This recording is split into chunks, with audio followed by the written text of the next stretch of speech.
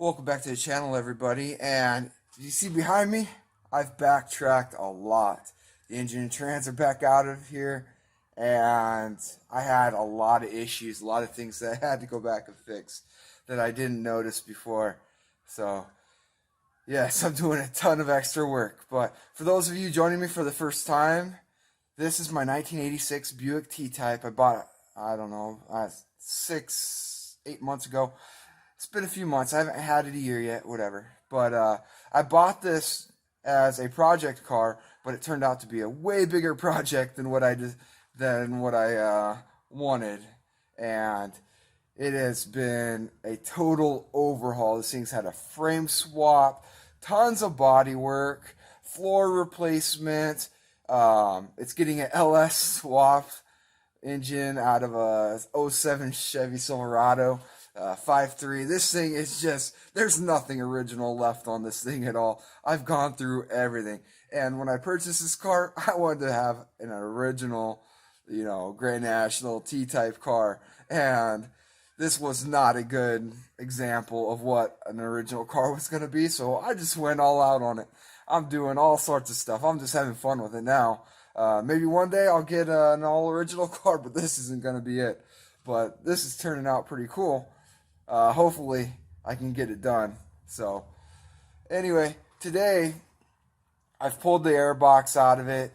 The weather is going to cooperate with me this week, so I'm going to get back to fixing the firewall. I tried pulling out that top of the heater box area on the firewall on this, and it did not want to move. And I was afraid I was going to break the windshield with my slide hammer trying to pull that out.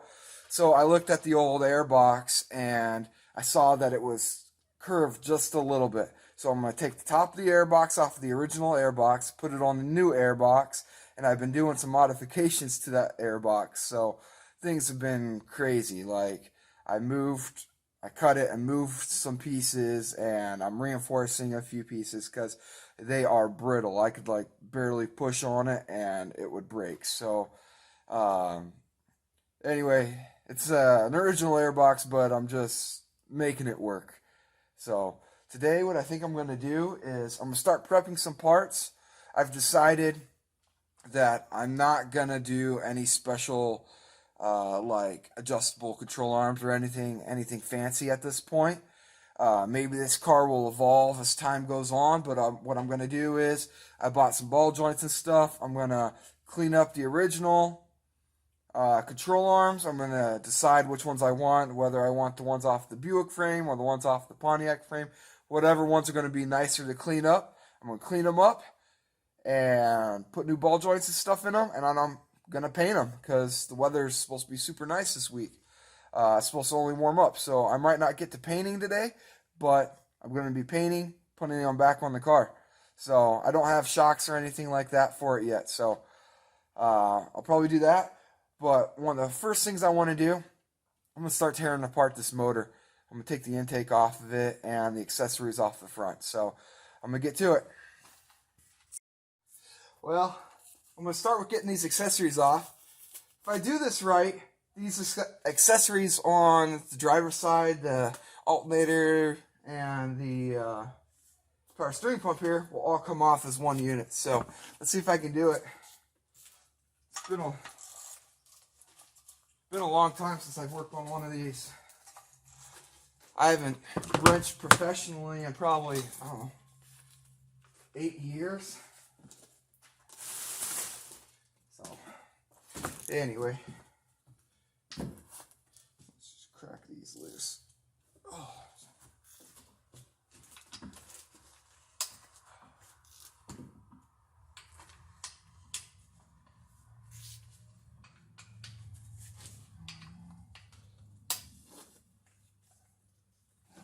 That's tight.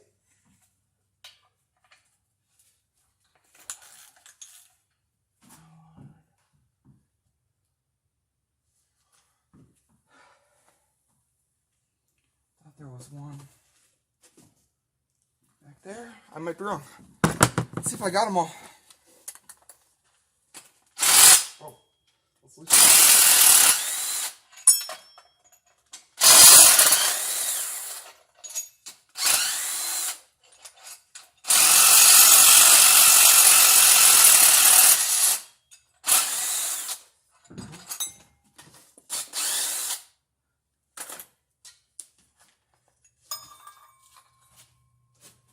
one more down here.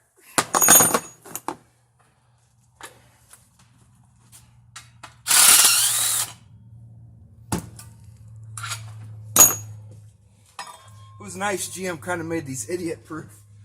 Look at that. Whew. Now I'm going to take the water pump off, or the pump de agua.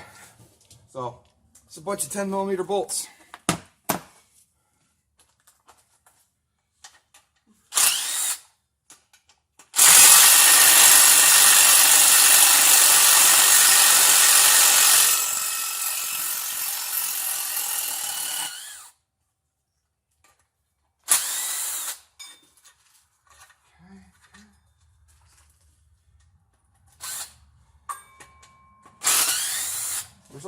There's only 6 bolts that hold on the water pump. On my Dodge, it's even less. There's only 4. Dodge made it super easy on the Cummins to change a water pump.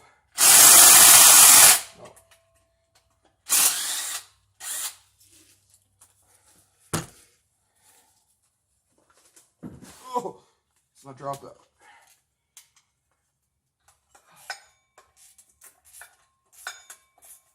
All right.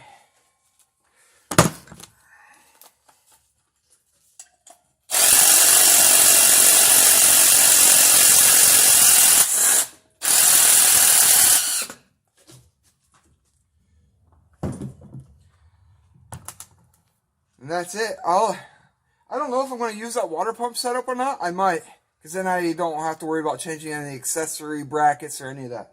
So, next thing I'm going to do, take the AC compressor off.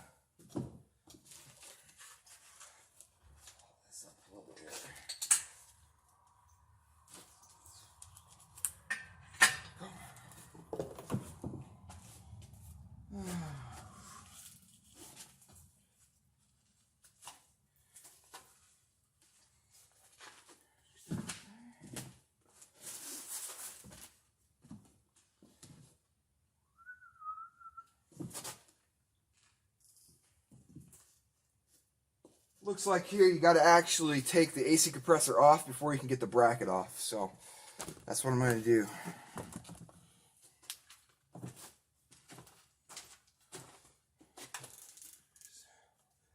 One, two, three.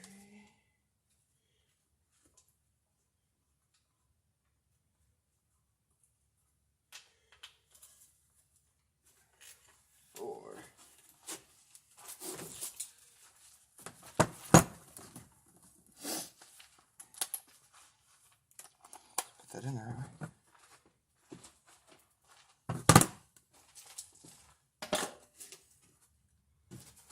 My goal here is to keep all the brackets the same, and I want to use this AC compressor in this location for when I'm building my turbo kit and put my turbo up here. So that's the plan anyway.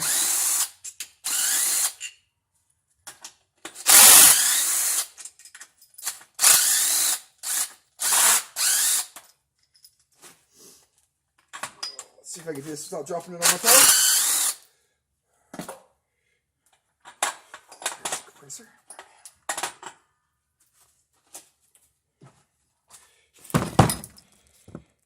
Whoops.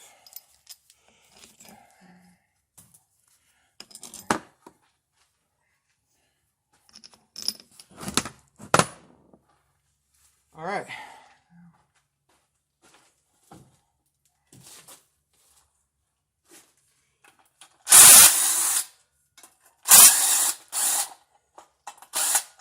Look at that. That's the easiest thing I've done in a long time.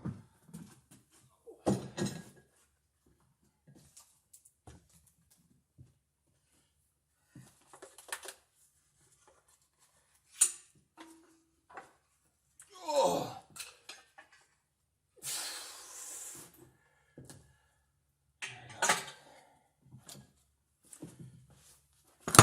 Now I'm going to start taking off the intake.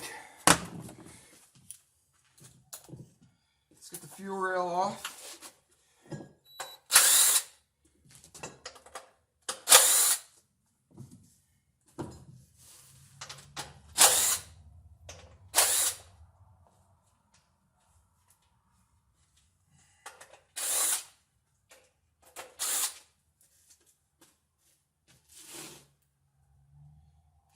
know what, now I look at it, I might be able to get this intake off without pulling the rail off.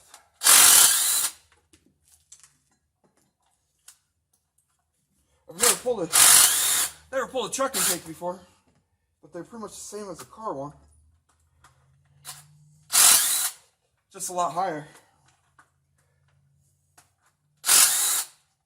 Car intake, the throttle body sits way down here.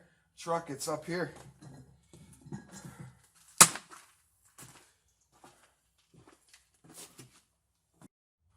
So I got all the bolts taken off for the intake, and I got my vacuum set up here, and I'm going to vacuum around the valley area. Try to get as much of the debris out of there as possible, because I don't want that falling down into the intake. So I'm going to vacuum that out, and I'll get back to you.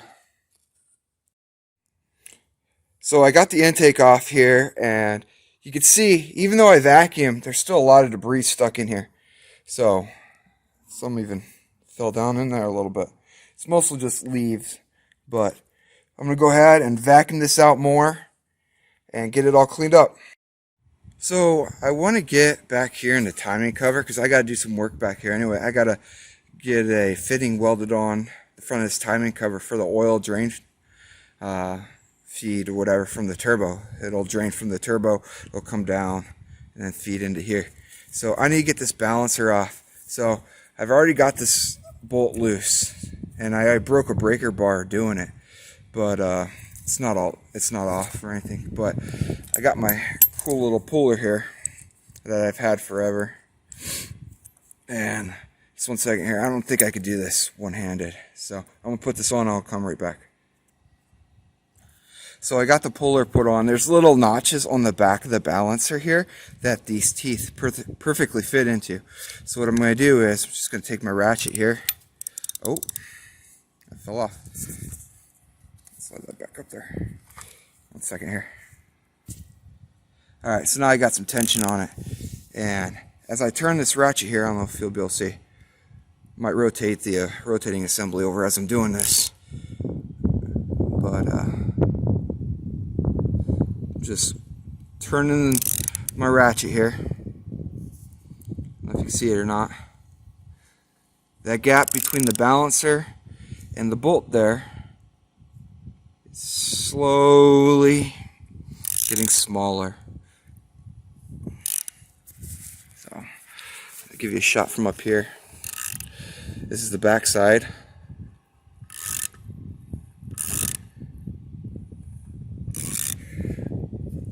Now I've hit the end of the bolt, so I'm going to have to take this off and loosen it up. So I got the gap open back up. I just moved it out a few more threads. And they do make rods that go in the end of this puller here, that go inside the crank. But I'm just going to use the bolt. Let's go back to turning my ratchet here. As I turn my ratchet, that gap will close. Sorry, I'm all shaking. I don't have any way of stabilizing this. Okay, it's closing up. Should be getting pretty close to the end here. As I get to the end of the balancer here, I'm not going to use the bolt anymore because it'll crush the threads on the end. So I'm going to get this balancer pulled off, and I'll kind of show you what I've been doing. So I decided to grab the rods because I took the bolt out all the way, and I didn't want anything to get stuck inside the crankshaft or marring up any of the threads there. So I have 4 different lengths here that go on the end of my puller here. So I'm going to find the right one and get this pulled off. So it's starting to get windy, even though it's starting to warm up. So I think I'm going to call it a wrap for the day. But you look behind me there. There's the engine. That's the same engine from before, just cleaned up, kind of polishing her up. Who knows if it's any good or not, but yeah. I'll walk inside here. It's not so windy, but yeah. Who knows if it's any good, but I have a pretty good suspicion it's pretty good. The truck it came out of was running and driving right before they pulled it, and so anyway, so that's going to be a wrap for it. I just going to clean up and maybe do some more tomorrow. I'm going to get on those control arms and stuff. I know I veered off and started working on the engine and whatnot, pulling stuff apart, but I'm going to be doing more stuff this week since it's going to be warm and I can do more paint work and stuff. I'm not going to do any body work per se, but I can, the control arms and stuff, the paint's not as thickety as doing body, paint on a car, on the car itself. So I'm not so worried about the paint that goes on the control arms and spindles and stuff. So with the weather being nice this week, so look forward to seeing some of the suspension getting put back together on this thing. So please like, subscribe to the channel, leave a comment below, and I'll see you next time.